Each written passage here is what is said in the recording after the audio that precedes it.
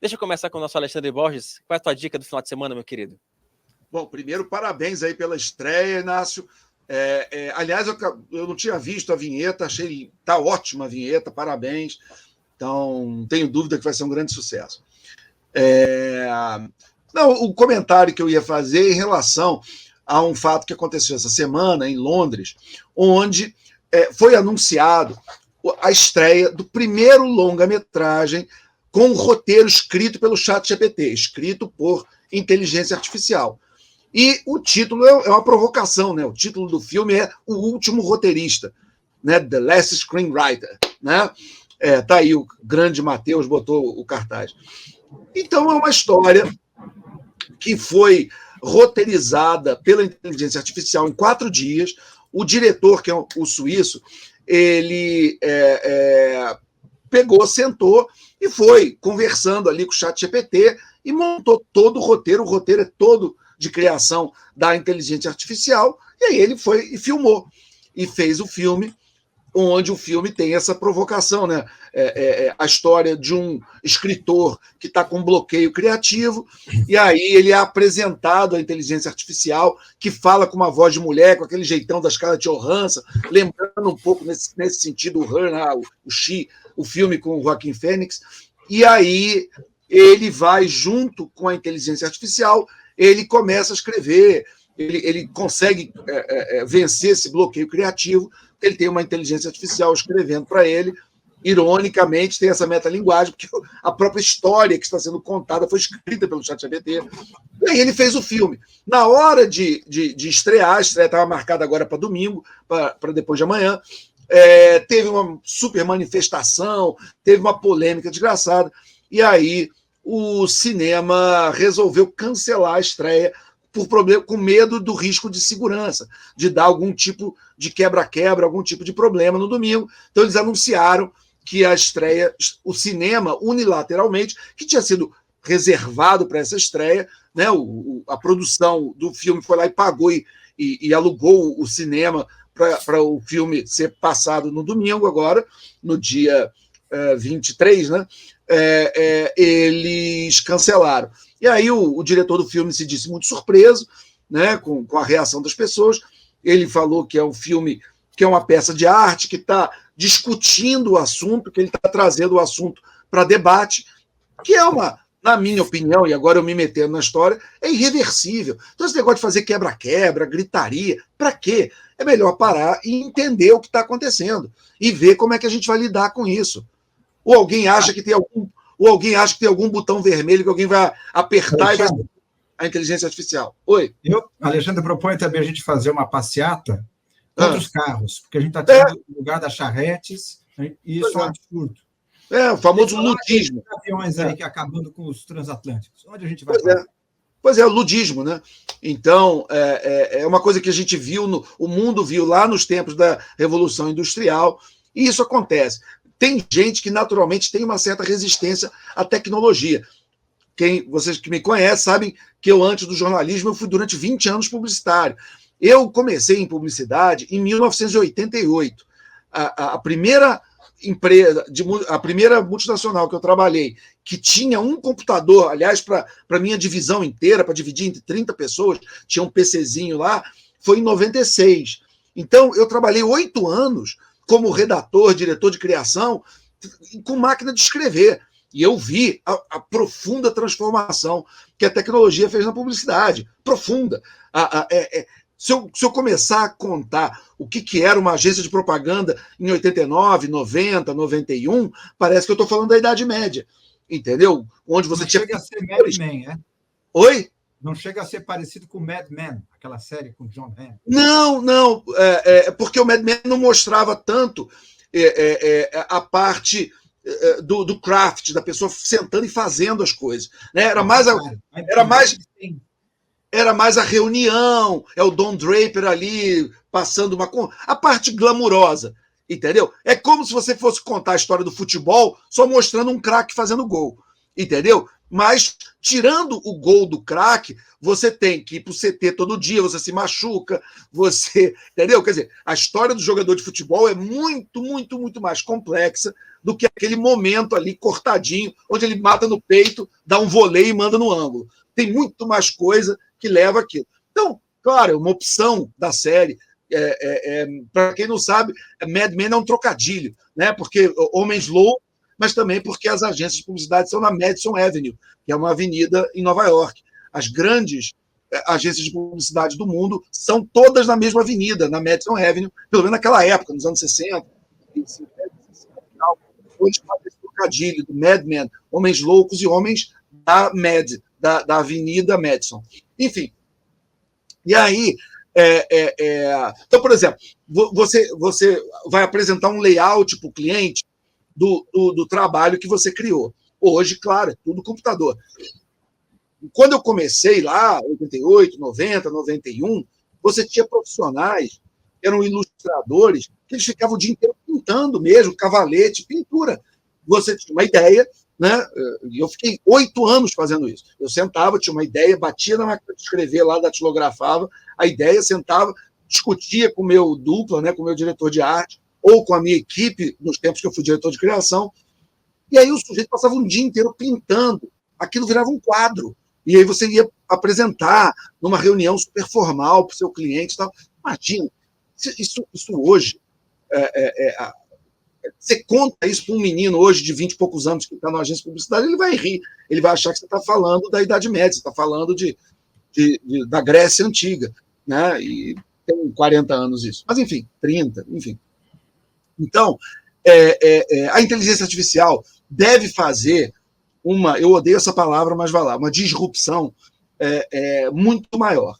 Então, ou a gente começa a lidar com isso, ou a gente começa a tentar entender e como a gente vai lidar com essas tecnologias, ou a gente vai ficar para trás. Como o Brasil tem essa história de ficar para trás em tudo, né? Pode ser que a gente fique para trás nisso também. Se a gente, aí trazendo para o Brasil, né, a gente tenha na direção do país a postura desse punhado de idiota lá na Inglaterra que conseguiu impedir a estreia do filme, como se isso fosse mudar alguma coisa. O que o diretor do filme fez? Só para terminar, ele anunciou que vai passar o filme online. Ele vai fazer uma estreia online, as pessoas vão entrar no site e vão assistir o filme, entendeu? De graça. E mais uma série de documentos e uma série de materiais que ele vai também botar à disposição para as pessoas fazerem download, para entender como o filme foi feito, como é o roteiro, como foi o processo dele de trabalho para fazer o filme. O que é muito interessante como arte, como casamento de arte e tecnologia. Entendeu? Então, em vez de ter essa postura, senta, tenta analisar, tenta entender. Por quê? Porque a inteligência artificial, quase todos esses modelos que nós estamos vendo hoje, eles são baseados em modelos de código aberto, de open source. Então, da mesma maneira que os americanos, os ingleses, os franceses, os australianos, os italianos, eles têm o acesso ao código, a Rússia também tem, a Coreia do Norte também tem, a China também tem, o Irã também tem, entendeu? Então, se a gente parar, eles não vão parar, eles vão continuar, entendeu? Então, o Ocidente, inclusive, tem um risco existencial. Se a gente andar devagar, a gente pode ser atropelado amanhã pela China, e aí, como é que faz? Entendeu? Então, precisa de um pouco mais de maturidade, um pouco menos de histeria, um pouco menos de gritaria, onde se leva, inclusive, no limite, a situações ridículas como essa, que é impedir a estreia de um filme. E a resposta do diretor, muito sábia, foi dizer, tá bom, vou botar de graça na internet. Quem quiser assistir, vai assistir de graça. Tá certo. Meu caro Alexandre Borges, vai ficar aqui pro finalzinho ou já vai pegar o seu almoço? Você que sabe. Cara, eu gosto de ficar como espectador. Então, eu me retiro e assistirei vocês com muito prazer. Obrigado, Ale. Se cuida, querido. Bom almoço para você. Você também, cara. Grande abraço. Até segunda no Reunião de Pauta. E parabéns pela matéria também. O Duda te deu parabéns e eu estou dando também. Obrigado, querido. Segura aí, Matheus, para poder segurar nosso grande Zé Inácio Pilar, porque a dica agora é dele, do nosso homem do café, nosso grande barista. Diga lá, meu querido. Primeiro, também parabéns pela matéria. Se Duda e Alexandre parabenizaram, quem sou eu para não reconhecer a grandeza dessa matéria que você escreveu, que está na edição da Cruzoé desta semana. Bom, a dica que eu vou dar, na verdade, são duas.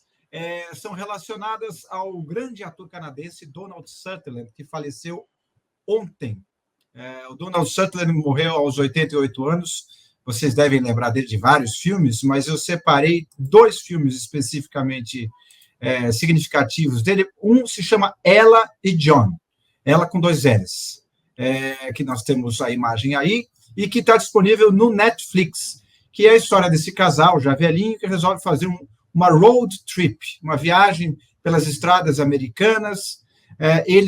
O personagem dele já com o início de Alzheimer, ela uma pessoa espirituosa, com tiradas ácidas e divertidas. É um filme bem bacana, leve, divertido, com momentos dramáticos, afinal ele está com Alzheimer, não tem como não ter essas pinceladas de dramaticidade, e que mostra a envergadura desse grande ator canadense, Donald Sutherland, pai do Kiefer Sutherland, que ficou famoso pelo 24 Horas, aquela série 24 Horas, ficou famoso também pelo Designated Survivor, até o Lost Boys, aquele filme Garotos Perdidos, dos anos 80. Mas o Donald Sutherland, pai do Kiefer, é um ator muito premiado. Tem esse filme no Netflix, que é muito bom, eu recomendo. E existe um outro filme que está disponível não no Netflix, mas na Amazon Prime e no Apple TV para aluguel, que é o Ordinary People, ou Gente Como a Gente.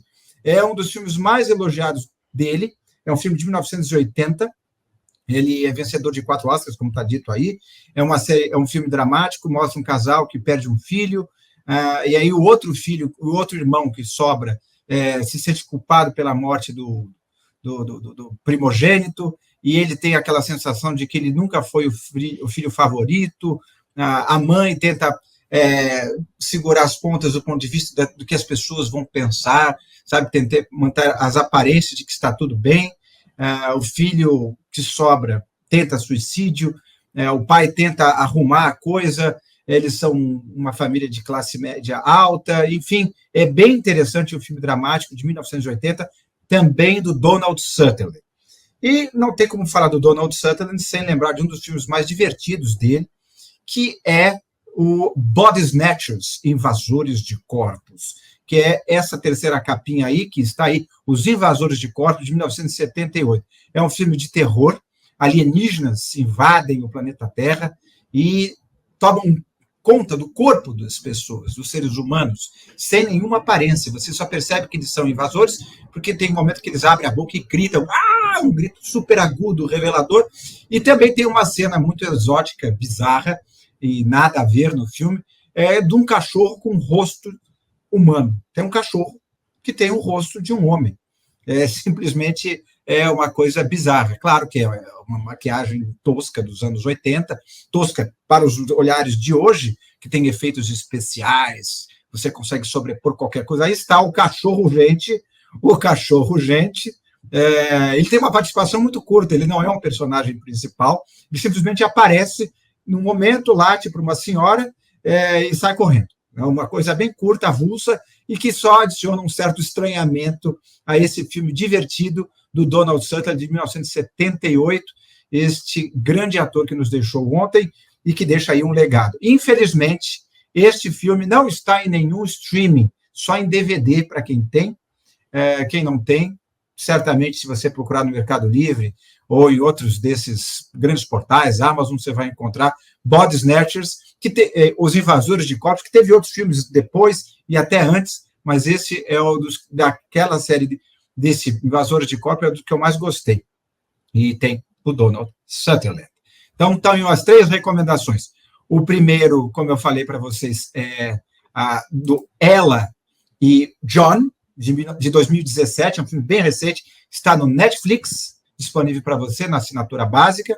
O segundo é o Gente Como a Gente, que está no Amazon Prime Video e na Apple TV, mas esses para aluguel, custa, sei lá, entre 10 e 14 reais, dependendo do streaming que você escolher. E esse último, Body Snatchers, Os Invasores de Corpos, de 1978, que tem outros com o mesmo nome de outros anos, esse só em DVD e está mais pela curiosidade do terror alternativo, meio bizarro e divertido.